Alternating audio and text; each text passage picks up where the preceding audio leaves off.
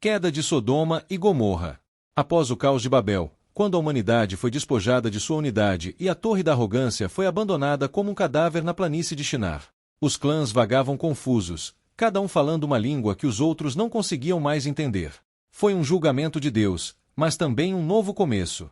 Os cananeus, filhos de Cã, descendentes de uma linhagem marcada pela desobediência, vagaram das ruínas de Babel para novas terras, movidos pelo desejo de grandeza, ambição e domínio.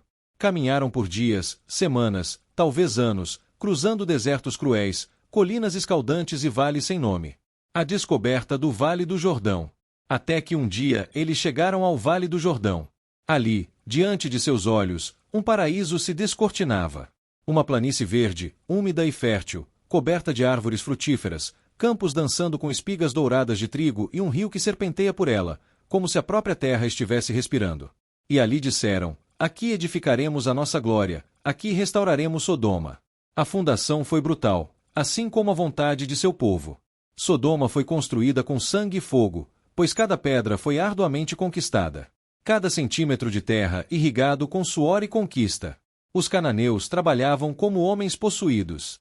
Eles esculpiram a rocha com ferramentas de bronze, traçando ruas retas que cruzavam a cidade como veios de ordem e poder. A construção de Sodoma. Muralhas invencíveis. Eles construíram muros altos, grossos e invencíveis, como se desafiassem o mundo a tentar entrar sem permissão. Domínio da engenharia. Eles dominaram a engenharia. Eles construíram canais perfeitos que traziam as águas do Jordão para seus campos, suas praças, seus jardins. Agricultura próspera. Eles dominavam a agricultura e a terra, como que encantada, respondia-lhes com abundância: figos, tâmaras, cevada, uvas e linho. O esplendor da cidade. Logo, a cidade começou a atrair povos distantes. Comerciantes chegavam do Egito, caravanas da Arábia, viajantes da Anatólia. Todos queriam ver a joia da planície. As casas de Sodoma eram altas, feitas de pedra branca, com portas largas e terraços espaçosos. Tecidos roxos pendiam como bandeiras na brisa e o aroma de incenso e pão fresco assado se misturava no ar. Havia fontes esculpidas com cenas mitológicas, jardins suspensos irrigados por canais escondidos e praças onde músicos tocavam alaúdes, tambores e flautas. À noite, a cidade brilhava com tochas, dança, música, risos e excessos. A cidade era rica, muito rico. O comércio era sua alma. A riqueza e o comércio. As caravanas chegavam carregadas de ouro, marfim, pedras preciosas, óleos perfumados, vinho temperado e até escravos. Os terreiros de Sodoma forjavam armas finas. Escultores esculpiram imagens de deuses com detalhes tão vívidos que pareciam respirar. Os alfaiates trabalhavam linho, seda, couro, tudo com excelência. E quando chegou a hora de estabelecer um trono, o povo elegeu o mais astuto, o mais carismático, o mais ambicioso de todos. Bera, o primeiro rei. Bera era jovem, com um rosto impecável e uma língua sedutora. Ele possuía o talento perigoso de fazer o imoral parecer certo e o torto brilhar como virtude. Ela governava com um sorriso encantador, mas por trás dele havia uma corrupção tão profunda quanto silenciosa. O auge e a decadência. Só seu reinado, Sodoma atingiu o esplendor de sua glória e também desceu às sombras de sua mais escura decadência. Gomorra, a cidade irmã. Por outro lado, ao mesmo tempo em que Sodoma se erguia nas terras férteis do Jordão, como uma cidade de poder e ouro, Gomorra foi construída mais ao sul, à sombra de sua irmã mais velha, mas com um coração diferente, mais sutil, mais decorado, mais inebriado de arte. E prazer. Se Sodoma era uma joia esculpida com força e ambição, Gomorra era uma flor venenosa, de beleza irresistível. Sua fundação era menos brutal e mais estética. Os cananeus que a fundaram eram escultores, músicos, poetas e arquitetos, amantes dos detalhes e da forma. A beleza de Gomorra. Eles escolheram as colinas suaves ao sul do vale, onde o sol se punha com uma luz dourada ao anoitecer. Ali construíram templos delicadamente decorados, ruas de pedra polida, e casas que pareciam palácios adornadas com jardins suspensos, cortinas de linho tingidas de roxo e azul e fontes onde a água caía como música. Gomorra não competiu com Sodoma em força, mas em elegância. Era a cidade onde as artes floresciam, onde as canções contavam lendas e os teatros encenavam dramas de deuses e paixões humanas. O povo se entregou ao deleite dos sentidos. Cada festival era uma celebração do corpo, dos prazeres, da liberdade ilimitada. Ali o sagrado se confundia com o sensual. Os rituais e o rei de Gomorra. Rituais de fertilidade. Os rituais de fertilidade tornaram-se espetáculos de massa, onde homens e mulheres, embriagados de vinho e desejo, entregavam-se sem vergonha, sem moral, sem consciência. Birsha, o rei sedutor. O primeiro rei de Gomorra foi Birsha, um homem com um rosto afiado, uma voz envolvente e um olhar inebriante. Ele era um mestre na arte de agradar o povo. Sob sua liderança, a luxúria se tornou institucionalizada e o prazer se tornou lei. Governo pela sedução. Ele não governou pela força, mas pela sedução. Birsha fomentou uma cultura de liberdade absoluta, onde toda forma de desejo era válida. E assim, Sodoma e Gomorra se tornaram uma dupla infernal, duas joias de poder e perversão na planície do Jordão. Cada um alimentou a corrupção do outro. Entre as muitas abominações que cometeram estava a homossexualidade. A perversão dos desejos naturais. Os primeiros sinais vieram com abundância. Quando o homem não luta mais pelo pão, ele começa a lutar contra os limites. E os homens de Sodoma, ricos, ociosos e orgulhosos, começaram a perverter os desejos naturais. Eles pararam de procurar mulheres e começaram a cobiçar outros homens, primeiro em segredo. Então, entre seus círculos de poder e logo, sem nenhuma vergonha, nas ruas, nas praças, nas portas das casas. Este pecado não era uma simples prática oculta, nem um desvio passageiro. Era a cultura. Era a norma. Era um orgulho institucionalizado. A cultura do pecado. O que em outras nações ainda era considerado uma vergonha secreta em Sodoma e Gomorra era proclamado como um símbolo de liberdade, como uma coroa de identidade no meio de uma sociedade intoxicada consigo mesma. Eles se gabavam de seu apetite descontrolado, exibindo-o como uma virtude. Nos banquetes do rei, era comum que os convidados se entregassem a relacionamentos com jovens trazidos como oferendas de desejos. Não havia necessidade de esconder isso, não havia necessidade de silenciá-lo. Pois em Sodoma os ímpios foram exaltados e a voz de Deus foi silenciada pelos aplausos dos homens. Templos dedicados a deuses falsos. Eram lugares onde a fertilidade era adorada, não pelo amor conjugal, mas por atos que violavam tudo o que era sagrado. Falsos deuses. Homens com homens, padres com acólitos, velhos com jovens, tudo sob o disfarce de uma conexão espiritual. Proteção da perversão. Todos protegidos sob a bandeira de uma falsa divindade. O prazer era seu Deus. Perversão, sua liturgia. A corrupção das crianças e da justiça. As crianças cresceram vendo a impureza como um exemplo. Ensinaram-lhes que não há limites, que o desejo é a única lei. Foram-lhes mostradas imagens, foram-lhes contadas histórias e foram-lhes instruídos a rejeitar qualquer ensinamento que viesse de um Deus de proibições. Os juízes não puniam a imoralidade. Pelo contrário, eles puniam a pessoa justa que a denunciava. E os estrangeiros que passavam pelas portas da cidade, os homens de Sodoma não os consideravam como hóspedes, mas como presas de sua luxúria. Ninguém entrava em Sodoma sem ser tentado, sem ser tocado, sem ser testado. O ato mais sagrado, a união entre o homem e a mulher projetada por Deus desde o Éden, foi pisoteado, ridicularizado e substituído por uma cultura de relacionamentos não naturais, dominados pelo desejo de dominância, prazer e ego. Não havia amor, não houve fidelidade, apenas impulso, apenas desejo, apenas carne e prosperidade. E foi justamente essa prosperidade que atraiu Ló. Ló e Abraão, o conflito da prosperidade. A prosperidade compartilhada. Enquanto vivia com seu tio Abraão, Ló também prosperou muito. Seus rebanhos cresceram, suas tendas se multiplicaram e suas posses se tornaram tão extensas que um conflito inevitável logo surgiu. O conflito entre pastores.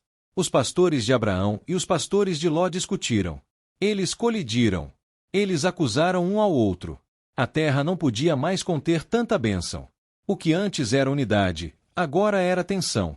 A harmonia que antes os unia começou a se romper sob o peso da abundância. A proposta de Abraão.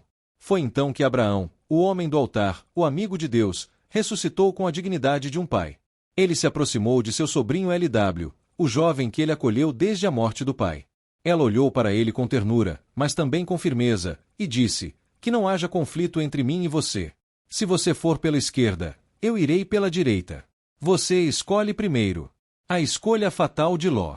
E Ló levantou os olhos e o que viu mudou seu destino. Diante dele estendia-se a planície do Jordão, um paraíso terrestre. Era como Éden antes da queda, campos verdes, águas cristalinas, ar fresco. E ali, brilhando como uma tentação envolta em ouro, estavam as cidades da planície e entre elas Sodoma. De longe, Sodoma era um espetáculo. Suas torres tocavam o céu. Seus mercados cantavam com moedas de prata e ouro. Suas praças estavam cheias de pessoas, aromas, música e risos. Era uma cidade viva, sedutora e poderosa. E Ló caiu diante da sua beleza. Ele não perguntou a Deus. Ele não procurou conselho, ele apenas olhou e desejou. Foi o começo do fim. Com passos seguros, Ló se separou de Abraão e desceu em direção à planície. A princípio, ele armou sua tenda perto de Sodoma, bem perto, somente nas laterais, mas como uma sombra que se alonga ao anoitecer. A influência de Sodoma o envolvia. A vida de Ló em Sodoma. Negócios na cidade. Logo, seus negócios estavam dentro da cidade, depois a casa dele, então seu coração. Ló vivia em Sodoma, no meio da perversão, da libertinagem, do pecado, e ele não saiu. Alma angustiada. Embora sua alma justa estivesse angustiada com o que viu, o luxo falou mais alto com ele. O conforto o embalou para dormir, o silêncio o acorrentou. Família em perigo. Ele buscou prosperidade, sem considerar as consequências que essa decisão teria sobre sua família. Então, cego pela abundância, ele seguiu seu próprio caminho sem considerar o futuro de seu povo. Ali, no meio daquela cidade corrupta, Ló criou suas filhas, jovens mulheres puras, nascidas sob a fé de seu pai, mas expostas todos os dias à escuridão de Sodoma. As filhas de Ló em Sodoma. Eles viram a perversão com seus próprios olhos. Eles ouviram os gritos que rasgavam as noites. Testemunharam os rituais impuros que eram realizados em plena luz do dia. Eles caminharam por ruas cheias de homens perdidos na homossexualidade, onde o pecado não era escondido, mas celebrado com orgulho. Eles cresceram em um lugar sem altar, onde o nome de Deus era ridicularizado, onde o impuro se tornou costumeiro, o sagrado, uma lembrança esquecida. Apesar disso, as filhas de Ló estavam prometidas a 2 homens de Sodoma. Mas eles não temeram a Deus. Eles faziam parte de Sodoma. Nasceram em suas ruas, moldados por seu ambiente. Eles podem não ter participado dos piores excessos, mas não eram justos, nem santos, nem obedientes ao Deus de Abraão. E assim a vida continuou em Sodoma e Gomorra. A cada dia, essas cidades afundavam mais e mais em uma rebelião aberta e flagrante contra Deus. O julgamento divino. Mas Deus não deixaria isso passar despercebido. Todo-Poderoso, que tinha sido paciente, que tinha esperado, que tinha observado em silêncio, tinha ouvido o clamor, um grito que surgiu da terra como fumaça amarga, o clamor dos oprimidos, dos justos desprezados, da inocência profanada, chegou ao trono do céu. E então o julgamento foi decretado. Mas antes que o fogo descesse, Deus decidiu visitar seu amigo Abraão. No calor do dia, enquanto o patriarca estava sentado na entrada de sua tenda, o Senhor apareceu a ele, acompanhado por 2 homens celestiais. Abraão os viu, correu em sua direção e os honrou. O clamor contra Sodoma e Gomorra é grande, disse o Senhor, e o seu pecado é muito grave. Vou descer agora e ver se cometeram a sua iniquidade. A intercessão de Abraão. Sem saber que naquele momento estava prestes a ouvir uma frase que abalaria seu coração. O clamor contra Sodoma e Gomorra é grande, disse o Senhor, e o seu pecado é muito grave.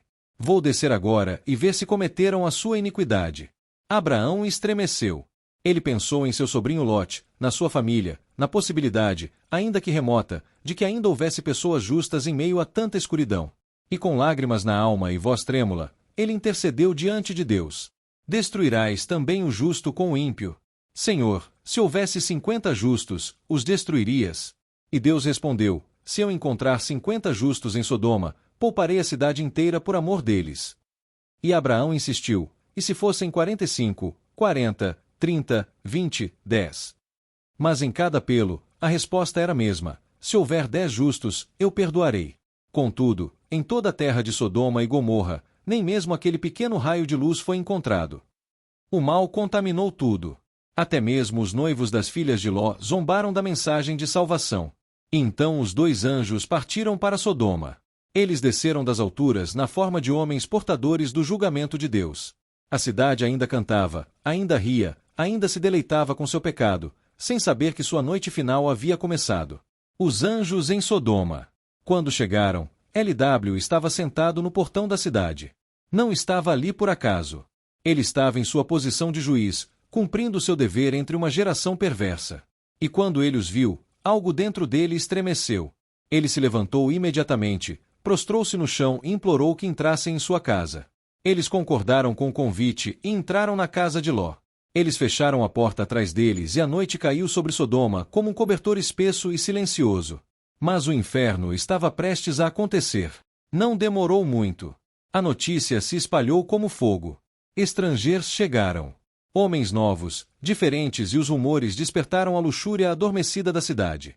De cada esquina, de cada casa, de cada rua imoral, eles começaram a se reunir. Jovens e velhos, todos os homens de Sodoma vieram e cercaram a casa de Ló como uma matilha de cães sedentos. Houve uma batida na porta. Eles estavam gritando. Eles exigiram: onde estão os homens que vieram passar a noite na sua casa? Jogue-os fora. Queremos fazer sexo com elas. A perversão não estava mais escondida. Agora ela exigia. Ele queria penetrar até o último canto, até a morada dos justos. Ló saiu de casa em desespero. Ele fechou a porta atrás de si e encarou a multidão com o coração batendo forte. Eu imploro a vocês, meus irmãos, que não façam esse mal. O desespero de Ló e a intervenção divina. A oferta desesperada. Então, num ato desesperado, talvez influenciado pela cultura que o cercava, LW ofereceu suas próprias filhas. Tenho 2 filhas que nunca conheceram um homem. Eu as trarei até você e farei com elas o que achar melhor. Mas não faça nada a esses homens, pois eles vieram para minha casa. A rejeição e o ataque. Mas os homens de Sodoma não queriam as filhas. Eles não estavam procurando mulheres. Eles queriam homens. Sua luxúria era específica. Desviante, violenta. Saia da frente, eles gritaram. Este estrangeiro veio nos julgar. Nós faremos mais mal a vocês do que a eles. E atacaram Ló. O resgate angelical. Mas então a mão do céu interveio. Os anjos abriram a porta, pegaram Ló e o puxaram para dentro. E com uma única palavra, com um único olhar, os olhos dos homens de Sodoma ficaram cegos. A escuridão os envolveu. Eles tropeçam um no outro. Eles tateiam em busca da porta. Eles xingam, eles gritam, mas eles não vêm mais, porque o julgamento havia começado e o relógio da graça estava se esgotando. A destruição e as consequências. Os anjos se voltaram urgentemente para Ló. Você tem mais alguém aqui? Genros, filhos, filhas, tirem-nos daqui, porque vamos destruir esta cidade. O clamor contra ele é tão grande que chegou ao céu e o Senhor nos enviou para destruí-lo. Ló tremeu. Ele correu até seus genros, os homens noivos de suas filhas, e implorou-lhes: levantem-se, saiam deste lugar, porque Deus vai destruir a cidade. Mas eles zombaram. Eles pensaram que eu estava brincando. Eles não acreditaram nele. E eles ficaram morrer. Quando a aurora começou a romper, os anjos incitaram ele a prosseguir. Levanta-te, leva tua mulher e tuas 2 filhas que aqui estão, e vai-te embora para que não pereças no castigo da cidade. Mas ele hesitou. Eu ainda amava aquele lugar. Ele ainda estava olhando para trás. Então os anjos o pegaram pela mão, ele para sua esposa, para suas 2 filhas. E eles os tiraram. Eles os arrastaram para fora, porque a misericórdia de Deus ainda ardia sobre Ló. E quando já estavam do lado de fora, um dos anjos falou com poder: fuja para salvar sua vida. Não olhe para trás. Não pare na planície. Fuja para as montanhas para que não pereça. LW correu com sua família. O sol estava nascendo. Enquanto isso, os homens de Sodoma e Gomorra continuaram em sua maldade. As ruas estavam cheias de vida ao amanhecer, mas não com adoração, sim com pecado. O barulho não era de oração, mas de risos zombeteiros, de mercados contaminados, de altares profanos, de corpos oferecidos como culto à carne. E assim o mundo aprendeu uma lição esquecida. Não basta fugir do julgamento. Você tem que ser transformado, porque senão a maldição que destruiu uma cidade será instalado em sua linhagem.